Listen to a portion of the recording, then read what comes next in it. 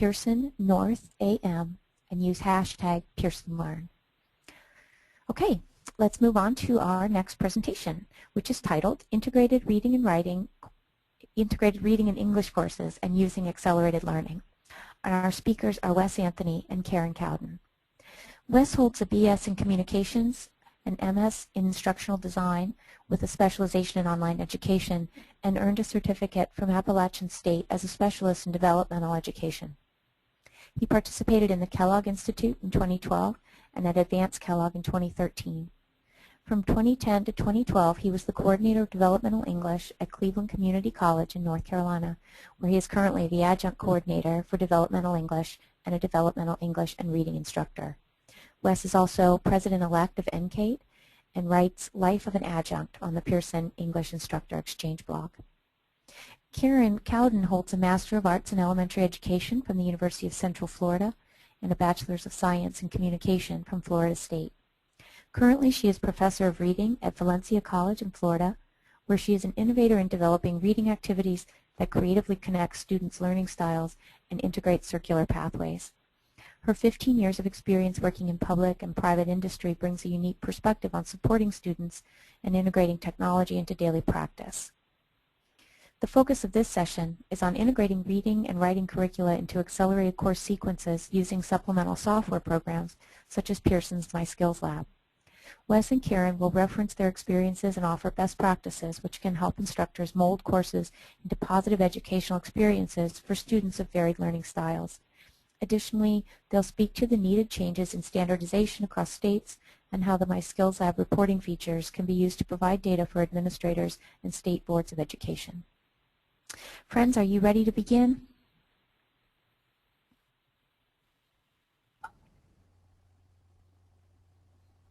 Yes, we are. Great. Thank you.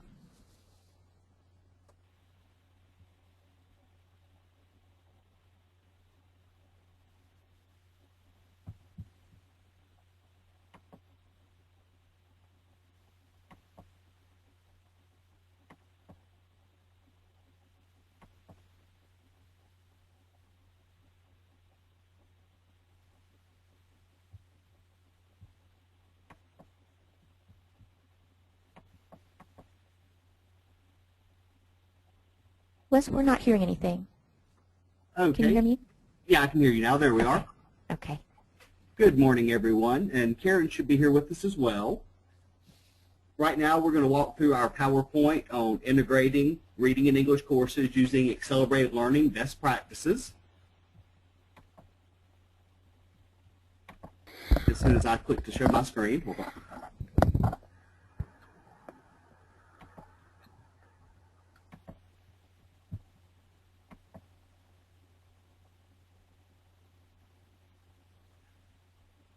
Now, I've been doing integrated reading in English for the past 5 years.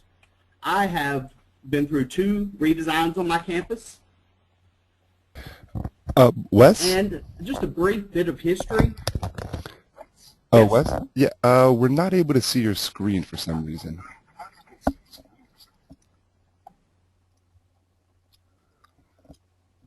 Okay, how about now?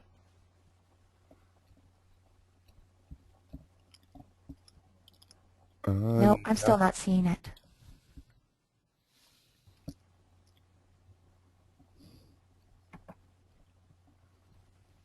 There we go. Perfect. Thanks, Wes. Thank you. Okay, well, wonderful.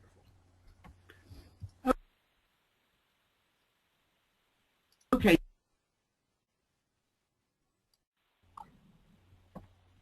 So I'm going to speak today with Karen about our experiences doing integrated English and reading courses and the process each of us has gone through in using accelerated learning to put these courses together. Now, the research behind our findings with this is really we've gone through, I've used some of the research from Dr. Hunter Bowen from Appalachian State, some of the findings from Patrick Saxon and Peter Adams as well, as I've gone through and created these courses at Cleveland Community College. Now, just a bit of history as I get us started. Until the summer of 2010, we taught traditional 16-week seated sections of ENG 080 and ENG 090, and RED 080 and RED 090. These were taught in traditional classrooms, and they had attached lab sections.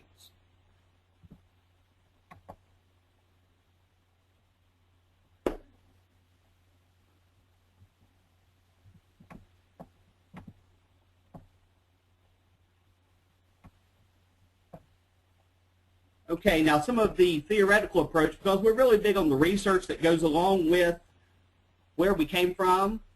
Of course, Kovacs, Rosenthal, and Leva give us good regard for the value of information, and we want it to be relevant to the one who consumes it. This goes right into the Pearson idea that adaptive technology can be used to personalize student pathways and increase success. This is very helpful in MySkillsLab and in the new My Writing Lab as well.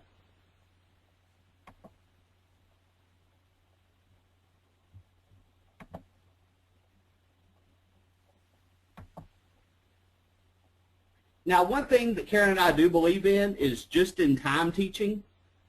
You know, every student in an accelerated course is working at a different pace. Many of them just didn't test well. So we've taken the approach of, let's place these students appropriately, standardize their work list, and give them exactly what they need to bolster their skills to be successful in higher level college courses. This is a shot from Karen's computer lab at Valencia, and you can see that students are working on different programs and at different rates in this photo. Now, an important part of combined reading and English courses is Lexile Reading level. Now, Lexile levels equal impressive gains in a short time. Now, here's some of Karen's data from her initial findings. And you can see here that her initial Lexile for this course was 1140. The current Lexile for many students, as of the last date she pulled data, was 1236.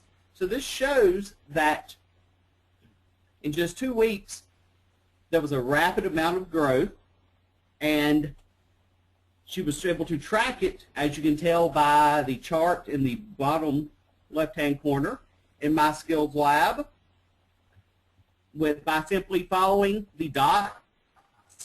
And when we were actually inside the program, you could hover over the dots, and they would tell you not only the Lexile score the student was currently at, but the date that each Lexile reading was completed. Lexile data is a wonderful way to help students to bolster those skills that are so necessary in the higher level classes. Now, my personal redesigns at Cleveland Community College, we started this process 5 years ago. In 2010, we had a school-mandated redesign. We could kind of read the writing on the wall, and we knew that integrated reading and English courses were coming back around. And that really prepared us, as the state of North Carolina has mandated that all community colleges in the state will teach combined, compressed reading and English courses beginning in the fall of 2014. My school, Cleveland, because we had previously gone through the redesign, was able to pilot. We are one of 5 schools in North Carolina piloting the new DRE, Developmental Reading and English courses. And of course, every state's going to have a different acronym for those courses, but that is the way that we've gone with ours. Now, one thing that we're really big on at Cleveland is the team concept. We found that whether instructors are full-time or adjunct, this really helped us to standardize what we were doing across our department. And one of the best things that we ever created was a departmental handbook. And later on, I will offer an email address, and I will send it to Amy as well. And you guys are more than welcome to have a copy of the brand new DRE departmental handbook that we created at Cleveland. Now, one thing this team concept came from was our first meeting when we sat down to create integrated reading and English courses. I sat down between 3 reading instructors on my left, 3 writing instructors on my right, and me in the middle. And this formed the core group for that first incantation in 2010. And with that, we went through, I said, okay, what skills are important to you, reading instructors? What skills are important to you, writing instructors? And I was the only one who actually taught both reading and English. So I bridged the gap between the two groups, and this is a very important cultural change that happens on a campus when you embrace integrated reading and English courses. Now, something else we've done at Cleveland is every semester before the first 8 weeks, we have a departmental meeting. We do training, and we make sure that every member of the department has an updated copy of our handbook and that they know exactly what is expected of them in their courses. Now, we've also done some team building. We can't really pay the adjuncts to come to these extra trainings, so we make sure that they get lunch there, that they get their handbook, that they have me on campus to support them in every possible way. Now, one thing you want to consider as you're redesigning courses is to look at all the different models that are available. Doesn't matter. Hi. Can you all hear me? This is Karen. Oh, there you are. Thank you. Okay. Thank you, Wes, for taking that over. And I did want to add that as you're looking for this from your state redesign or your college-wide policies redesign practices, you want to make it nice and simple that people can follow the changes. So what this slide shows you is that technology certainly is a tool that's going to consider the long-term student success, but tracking that is important for those administrators in your team and also those new adjuncts who come along. So you certainly don't want to take everything away from the current model. You just want to redesign it and repackage it. And the peer-to-peer collaboration builds the best comprehension we found. So finding students who are in the similar courses from each other and comparing their data from previous semesters has been extremely helpful for us at the College at Valencia. Wes, if you can go to the next one. Thanks so much. The second thing we really want to do is have those combined sessions like I spoke about between your English and reading faculty. As students are moving quicker through their course design platforms, it's important that the English composition instructors, or those that they're going to go into at your colleges, have a nice smooth transition to what skills they're going to need to be best prepared to master in those courses. So you need to consider all areas when you're redesigning. Academic advising certainly needs to know how to best place students, and that's based on state requirements and, of course, recommendations from those instructors in those courses. Also, financial aid impacts that may occur. For our case in Valencia, a student can take the developmental course now one time, and previous models, the student was able to take it at 3 attempts. The second attempt, they were put on academic probation, and they had to meet with an advisor. So we've really adjusted our practices at Valencia that we have an early alert program. In the second week of the prep courses, if a student is struggling, they immediately are sent to a counselor and an academic advisor to know the impact on their financial aid and on their overall degree course pathway. One thing that was surprising to us that we learned down at Valencia and in the Orlando area, specifically the state of Florida, is that they have changed the requirements for financial aid for the long-term growth of the student in their bachelor's program. What this means is the student has only so many credit hours they can carry through their entire degree pathway, completing at a bachelor's degree level. Of course, if they go to a master's degree, all bets are off. But in that pathway, that means if the student racks up many hours, they lose their financial aid when they complete their bachelor's degree program. And that impacts your student services and your new student orientation teams, that they communicate that information to their students on the front end of the pathway in prep. And if we can go to the next one, that'd be great. Okay. Well, when I went through to create my course modules at Cleveland from ENG 085 and ENG 095, these modules were competency-based, based on the modules that the North Carolina Association of Developmental Educators, NCADE, had put on the NCADE website. But as I reviewed these, I thought that they were really kind of bulky in those old classes because we had 16 modules in ENG 085 and A, and ENG 095 in the A section. There was 21 modules. So I really felt it was heavy. So as I redesigned these new courses, following the new North Carolina State document to the DRE courses, which are labeled 096, DRE 097, and DRE 098, I used a goal-based approach. And my DRE modules were created using a pyramid. They start with the goal, they go down to specific student learning objectives, the SLOs, and they come down to the competencies on quizzes. And we followed this pyramid as we created each of these modules for our courses. You can see here this kind of follows back through the process. In DRE 096, DRE 097, and DRE 098, I used 3 modules for each. I felt like I needed to really get more rigor into these courses than the basic busy work that I had used in a lot of modules before. And so I followed straight down modules to SLOs to competencies. Each one is housed in our campus course management system, Blackboard, and each has an MSL component for each module.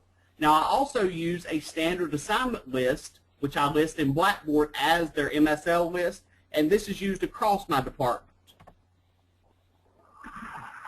Here are examples of some of the modules that I've created. Now, one thing I did do is for students who were teaching more than one level of these courses. For example, I knew I was always going to be teaching DRE 097 the first 8 weeks and DRE 098 the second 8 weeks. And with these, I use a different format for the modules. In 096, I used letters. In 097, I used numbers. And in 098, because I felt like one of the minor things that was important for students to know by the time they got to higher level classes was what a Roman numeral was, I used those. But each of the 3 courses has a similar goal, but we assess it in different ways. And the Grammar Bootcamp is their MySkillsLab work list that I attach as a standard work list in Blackboard across the department. Now, included in my modules at Cleveland, I do PowerPoints with a Gene voiceover. We do videos of our instructor's favorite lectures. Now, unfortunately, no one wanted to be recorded but me, but they were all willing to hold the camera. So we went through once again with the reading and English instructors, and we talked about what's your favorite lecture? What lecture is the best lecture can you get rid of? I personally got rid of 80% of what I traditionally did when I went to combined reading and English courses. Now, each of my modules does include a major writing assignment, and this assessment I'll speak about a bit later, our MSL assignment. Then each one ends in a test.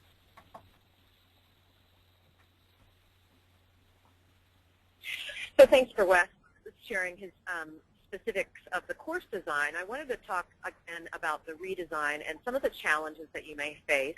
Each state is making some unique, I would guess, hurdles that you may need to work through. And so I wanted to present this challenge solution and effect slide for you. Let's just go through the first one. So knowing what method works best for our students, like Wes shared, interviewing your English faculty or other faculties that are your top 10 first front door courses is really important as you're trying to make sure that those skills that are preparing the students are really kept in the prep department. So we really focused on competencies, as Wes said, in his course design. He does the same. And we came up with personalized plans, and there was 4 pathways that most students chose. One is they were just a returning student taking a few courses and checking out college. 2, the second one was that they were a returning student coming to college, but they did want to pursue an AS or AA degree only. 3 is the returning student was coming back to college, and they were pursuing a full pathway of an AA to a BS degree. And 4 is they were coming for just personal enrichment, and they wanted to take a course that would help them in their current careers. They were not degree seeking in any form or fashion. And that really helped us align to our SACS accreditation, and we made pathways for each of those. In our Valencia plan of our new QEP, or Quality Enhancement Plan, we have integrated a new student experience course. That is the course that each student will take that helps them prepare. Instead of all of the pressure going to the prep department, we're now collaborating with all the departments at the college, which has made for a nice, smooth transition and quality responses from our SACS credentialing board. The second challenge we said is how can we align this with our SACS credentialing practice, and I spoke to that just a few moments ago, is that we really wanted those defined areas that were subject area matter material that the individual would prove in their pathway if they were going to an AS or an AA degree, or even to a bachelor's degree. But then additionally, we wanted to make some what we call life mapping skills for all of our students, which came from reading assignments that we felt were across the disciplines and help them become a more valuable and contributive citizen. So this supports our goal at Valencia of achieving mastery across our courses to make them our 4 core competencies to our think, value, communicate, and act. And then our last challenge is we need more reinforcement. As students are going through the material quicker, they have less time to cognitively develop and metacognitively reflect on their practices. So we were concerned with the reduced instructional time, and I've heard that across the nation from many colleges and institutions. So we supplemented with MySkillsLab and my Reading Lab. Additionally, in English, we supplemented with my Writing Lab, and we found that those moved the students along the line quicker with those remediation skills than any other option that we've had out there. Specifically, I wanted to address the students being able to access the material 24/7. One of the things that many instructors have shared is how stressed out they are with having to teach the course from 16 weeks and 8 weeks. And we really were concerned with the human resources aspect and the personnel aspect of impacting individual instructors and their lives. So we wanted to take some of the burden off of them, and that's the benefit that we found at Valencia with Pearson's product, is that it really helps them connect to their students but not be also overwhelmed. We can go to our next one, Wes. Okay, now as I set my courses up at Cleveland, I wanted to make sure that I was giving the freshman composition instructors students who were going to have bona fide results and be able to be successful in that first college-level English class.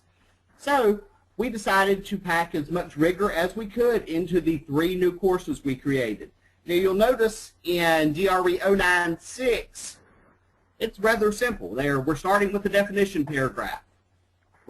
In week 3 and 4, we're moving to a process essay. By week 5 and 6, comparison and contrast, and 7 and 8, the persuasive essay. Now we're also doing smaller period-centric writing assignments. For example, the 3rd class period, and we have scheduled every class through the 16 classes over the 8 weeks, and to tell the students exactly what to expect in each class on a tab in Blackboard that we've named schedule. They're doing the first hour of their average day to practice time order during the 2nd class period. During the 3rd class, they're working on space order. Tell me about their favorite place. Then you'll notice that we build up the rigor as we continue into DRE 097 because we really tried to use a building block approach with these courses where each one built on the next. Well, you'll notice in week 1 and 2 we're going to do a 3-paragraph definition essay in 097. 3 and 4 we're building to a process essay. And then we build up, and you'll notice by the time we get to DRE 098, not only are we writing more paragraphs, but now we're working with the word count. And we're also working with citation at that point to make sure our students have bolstered all of these skills that they need before they get to freshman composition. Now, some assessments that I use at Cleveland that I found very helpful. I've created my own pre-assessment in Blackboard that I've taken out of the Pearson custom book that I created for these courses. The 2nd day of class, every student must complete the MySkillsLab Path Builder, the MySkillsLab Lexile Locator, and as many of the MySkillsLab skills checks as they can. Our classes are taught 2 days a week for 2 hours and 45 minutes, as there are only 3 credit hours, but there's 7 contact. So we found that by doing these assessments in class, it gives us a better picture of exactly what the student knows once they get there. Now, I've also included 5 quizzes throughout my 3 course modules. And during the 14th class, they also must do the MSL mastery check in class with their instructor present. They have 2 attempts at this test, but they must make an 80 on it. And that MSL list that I spoke of earlier is worth 20% of their grade. This mastery check is the final assignment on it. During the 15th class, we take the final exam. Now, we moved the final exam from the final class because one thing we found with accelerated courses and compressing them into 8 weeks was we need to make sure that students knew to go to the next class. And the way that we did that was by creating a golden ticket. Yes, we borrowed that from Willy Wonka. And we not only tell them the classroom and whether they passed or failed their DRE level, but where their class is, what time it starts, who's teaching it. We tried to cover everything on these golden tickets during that last exit interview for them.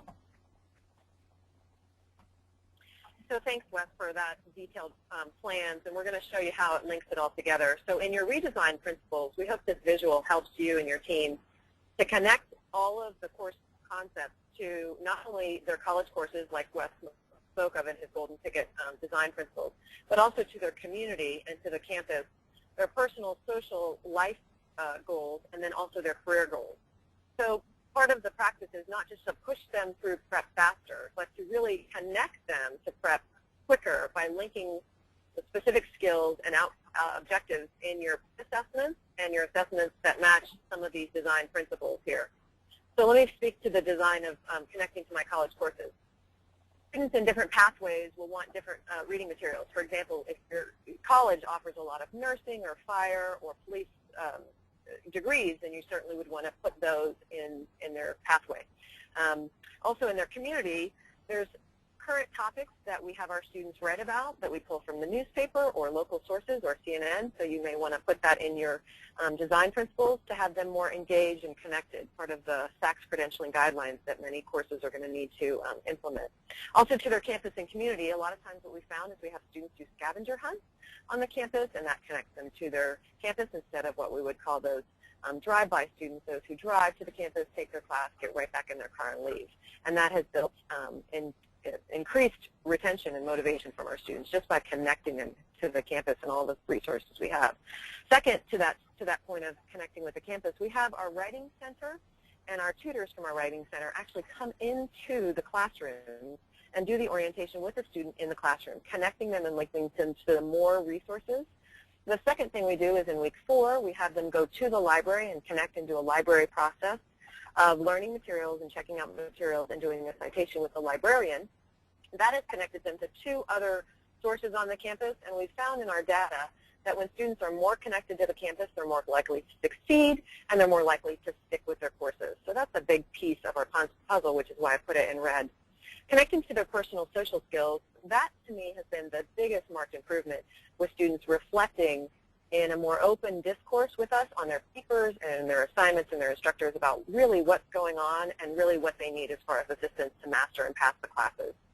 That's come from having the students do my study skills in my writing lab and reflect on those. We have 5 prompts that the students need to write in their metacognitive journal, and the instructor goes through and just shares with the student kind of their own personal connections to what they're reading in the journal, and it's really made the course become more of almost a one-on-one kind of coaching session instead of a lecture lab session, and that's really moved the needle. And the last is the connection to the career, like I spoke in the first part of this slide, about where are they going with their degrees and making those reading selections or writing selections very personalized. That's why we like the Lexile option, where students can self-select from any category and make sure that they're kind of reading for pleasure as well as for education.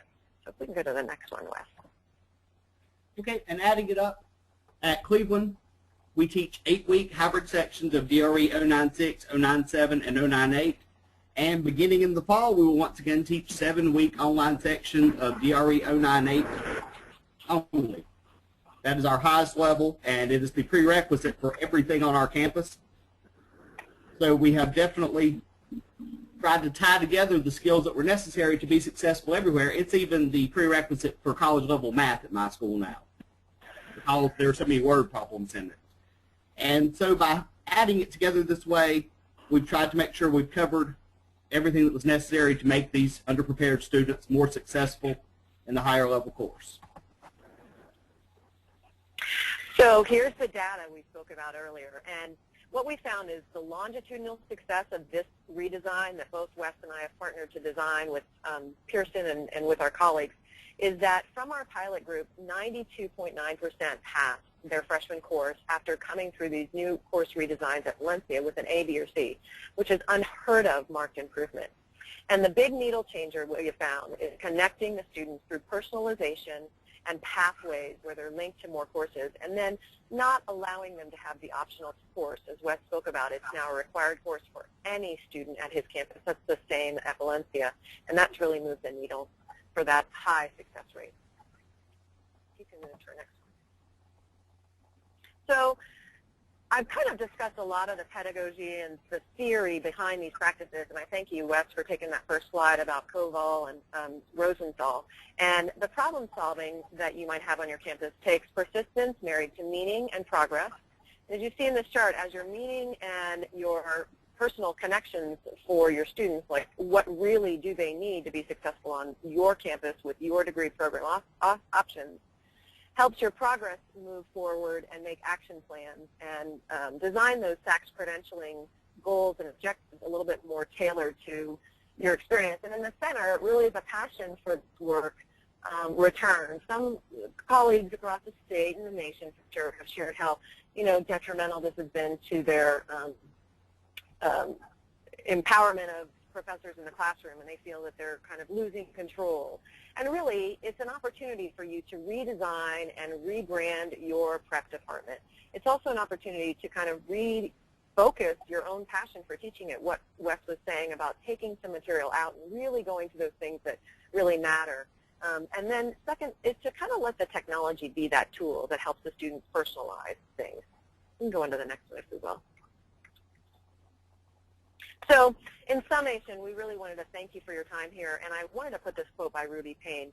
And it supports the needs for integrated cultural adaptation guides for students of remedial education, allowing them to leap across the continuum of their desire for a degree while understanding the new, quote, rules of college life and learning, which study skills and videos reinforcement activities are of particular value. So that has kind of guided both Wes and I from our work at Appalachian State University with the Kellogg Institute and also with the National Association of Developmental Educators, NAID. And so those are hopefully some things that would encourage you all as you're kind of finding the new rules and kind of pathway of your redesign. With redesign, we're not recreating the wheel. We're just making it roll a bit differently. Mm-hmm. Absolutely. So we wanted to thank you for your time and attention, and we welcome all of your feedback. We're here, we're in this work with you together, and so there's no question that is ever unacceptable, and there's no timeline on this. You can email us now or anytime. We're freely. I didn't put my cell there for you if you just want to reach out and call me. So we always have our doors open to hear and engage with you all. Sure, let's start a conversation. Amy, if you want to take it over with questions you may have. Well, thank you so much, guys. Yeah, Karen, I was actually going to ask you because I've seen you present, and you and I have been friends a long time. You are a very engaging classroom teacher, and I know that your teaching practice and even just your entire personality is really geared toward that, toward helping students become more effective communicators and more passionate learners. And I was just wondering, kind of as you've gone through, this new course sequence, I'm sure you've come up with some engaging and creative assignments. And I wonder, is there, an assignment type or something you've been doing with your classes that you're just particularly excited about right now? I just am so appreciative. You just caught me while I was flying in, and I was working on one of those projects that I really enjoy. So perfect timing, Amy. Love to speak to that question. Great. And it is my personal passion, which I think helps the students. If you present your personal passions to the students and make that connection to them, then they can get a little bit more engaged just to kind of pick up on your own. And that is in sustainability. So what I found is students struggle in college preparatory reading with patterns of organization. They don't understand what is spatial organization, and they don't understand what is even sometimes cause and effect at a college level, of course, and they don't get kind of how those work within reading. So I decided to put some feet work and put them on a pathway there. So the students go on an actual campus tour around the different areas of our campus, the lake, the outdoor learning classroom, and different areas to connect that. And I have them create a puzzle. What they have to do in the puzzle is they have to put the pattern of organization on the front, and then they have to create a sentence of where they've just walked around the campus that shows and demonstrates that pattern of organization. Let me give you an example. So we walk out to the lake, and I ask the students, can you please describe this area that we're in using the cause and effect pattern? And a student is immediately asked to respond to that, and then they write that sentence down that they got either correct or incorrect, and I reassess them on if the lake is in front, what made the lake occur is that there's been a lot of sinkholes in Florida. And Florida is known for its sinkholes, while the area of Orlando is specifically known as the land of lakes. And they write that down on the back, and then they continue on that pathway as they're going on a field trip around the campus. And they have their cheat sheet of all the patterns of organization and all the transition words that work, and then they come in and they mix all of those puzzle pieces up together, and as teammates they have a race against the clock to put all of those puzzle pieces correctly matching which pattern matches which sentence. And so it's kind of a nice activity that they come in and do. It also puts them on connecting to the campus. It also shows them the sustainability things that we're doing on our campus, and also kind of gets them out just for a nice little field trip. So students have reported a lot on how that's really helped them, and it's a lot of fun.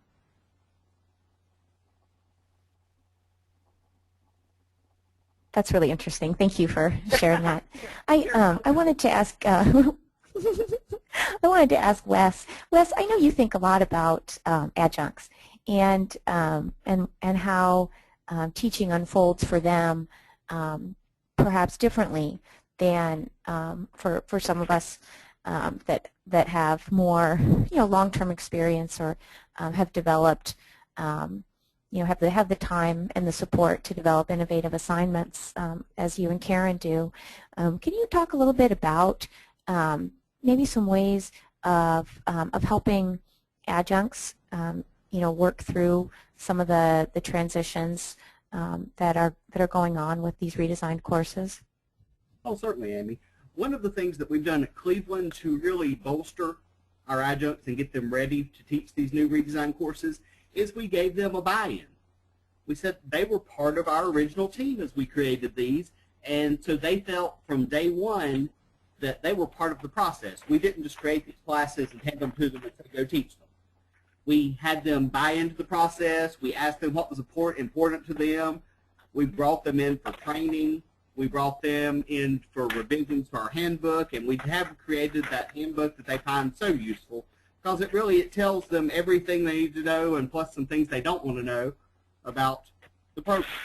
And we find standardization is so important with keeping all the adjuncts on the same page. But we did save a bit of academic freedom for them. For example, their MySkillsLab list that we use is worth 20% of the grade on our campus. We use this course in all 3 classes, but while if you don't finish the list, I may give you 0% of that 20%, and you have to make 80% of the combined course grade to pass the class. The adjunct next door, I give the option of giving you half of the 20% if, in fact, they completed half the list.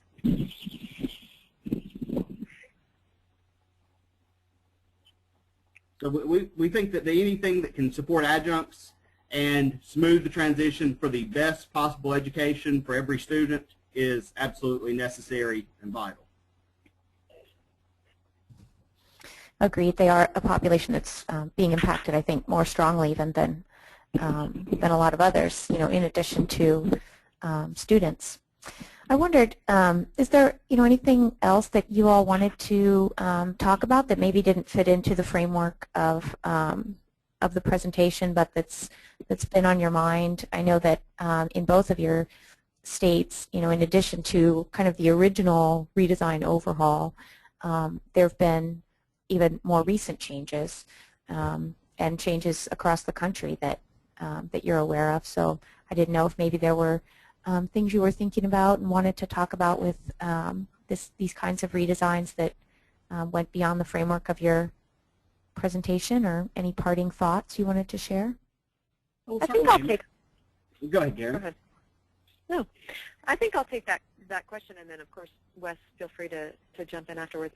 The one thing that has been on my mind quite a bit is the connection to students reading on tablets or their cell phones versus reading textbooks and paper textbooks. It's been a big issue. We have students coming up from the high schools who, and even the middle schools, who will be only reading on tablets lately. And so there's a little bit of a need for training. We have quite a few instructors who just really prefer the paper textbook feel and allowing students to annotate on that. So we're kind of meeting that challenge. just across the state of Florida, and even I know in Texas and certainly in Georgia, they're having students read more on those tablets, and the instructors need to get kind of up to speed on that. Some of our instructors are well-versed in technology, and some of them kind of push away from it. So it's one of those training things that we're doing college-wide. And oddly enough, the prep instructors are some of the individuals who are leading the charge on that work. So, you know, as we're considering how the whole concept of higher education is being redesigned by MOOCs and open door courses and optional courses that universities, let's say Harvard and other places, are just giving away for free, we have to really consider what the value of technology is for us. And we've really kind of, I think, met that challenge. We have free online instructor training that we do for individuals to just learn technology in general, kind of some basic, you know, what's new and latest and greatest in technology classes now. And we have a really nice incentive. We give even adjuncts professional development hours, and if an adjunct has at least 20 professional development hours a year, they earn a different contract rate with our college per course that they teach. So that's a really innovative thing we do at Valencia, and I think it's made a lot of people buy into getting more training for themselves as technology advances. Wes? Now, one of my favorite parts of the North Carolina redesign that I was actually opposed to initially, but I've come to love, is the Lexile benchmarks. You know, in DRE 096, a student has to read at a 960 to pass that class. That is the only benchmark that we've set up for that class besides getting an 80% of the grade completed. And in DRE 097, we do 1070. In DRE 098, 1185. And I really think that by having this focus on Lexiles and by using Pearson's MySkillsLab to help us track that Lexile, and I have different instructors who are going at this in different ways, but the common theme that we've all wanted to get through was light rise in Lexile and appropriate bolstering of the skill before they got to the higher level class. And I think this is a wonderful point, and hopefully other states will include it in their redesign because it's been very good for us. Yeah. It's an exciting time, I think, for us that we get to really refocus our own skill toolbox, if you might want to call it that, and find things that are more engaging to students to help them move those needles and make it, and definitely make their pathway more personal. And that's been kind of our focus here at Valencia. Thank you. We have one more question that came in from Sumita Roy. She's asking for suggestions to motivate students who just don't want to read. Well, I'll take that question, and I hope I spoke to that in my presentation. You know, it depends on whether the course is online or face-to-face on how much you communicate it. But the college structure really helps that. But once the college, so if your college campus says, you know, prep work is actually something that helps move the needle for you as a student, and all the professors, no matter their discipline, believe that, then the energy and the mentality of the campus really kind of just exudes from the front door. But if that's not the case at your school, and you have the student in the class no matter what, once they're at your doorstep, it's my opinion that once they're there, it's your job to keep them educated. So what does that mean? Is edutainment is this new terminology, and I kind of actually speak to that. There's more videos that the students can really engage with, more YouTube videos. You can even make things more personalized. Like I said, you know, go for what degree pathway they really want to read in. And if they're struggling with that, then ask a colleague who's teaching that degree pathway to interview or sit one-on-one and offer that student a little carrot. And so what do I mean by that? I mean, if the student says, well, I'm really interested in nursing, you can say, well, you know, if I see that your Lexiles go up by, let's say, 30% next week, I actually have a colleague that I can introduce you to, and they'd like to take you, you know, to maybe the hospital. And set that up in advance, of course. You know, don't want a false promise. But I'll tell you, that has moved people like nobody's business. The personalization of letting another student actually see the power of, if you do X, Y, Z, you may get, you know, A, B, C, has really moved the needle. We've brought in police officers. We've had students ride in SWAT cars. You know, of course, that's if they're fully protected in gear. But we've made that happen for students, and nobody thought we could do that. But other instructors are very open to being interviewed or having another student sit in on their class or come to a lab thing, even just for about 10 or 15 minutes. That just moves the needle. So see if that might work, and if that doesn't work, just ask them to journal maybe one-on-one with what is the one time in their life maybe they actually did enjoy reading, and what was that, and have them really focus on that instead of finding all the negative things that they don't like about reading. And that's also helps with moving the needle with those journal reflection activities. So maybe some of those will stick if those help you. And one of the things to kind of build on that, at Cleveland, we've gone with a series of open labs to support our classes where our students can come in with one-on-one direction either from their instructor or from another adjunct. And our adjuncts do run those labs on campus. And that has made the difference with a lot of students as well. They may not be getting always in the classroom. Yeah, that's a great tool, too.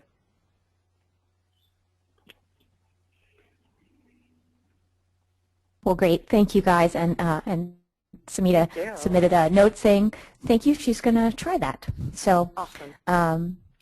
Thanks again for your time. I really enjoyed talking with you guys, as I always do. And I hope everyone on the conference can take a short break and then rejoin us for our noon